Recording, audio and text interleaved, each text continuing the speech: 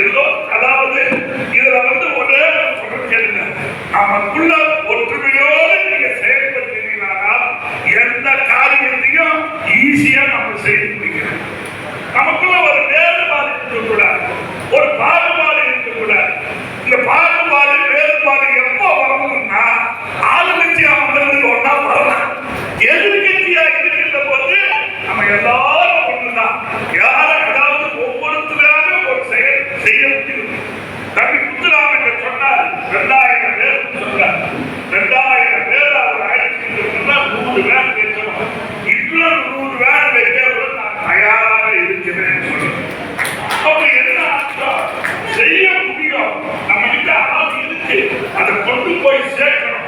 அந்த எண்ணத்தோட எல்லோரும் நீங்க செயல்பட்டு சிறப்பான ஒரு வரலாற்று சிறப்பு மிக்க அந்த தேர்தல் சுற்றுப்பயணம் இருக்கணும். நீங்க சொன்னாங்க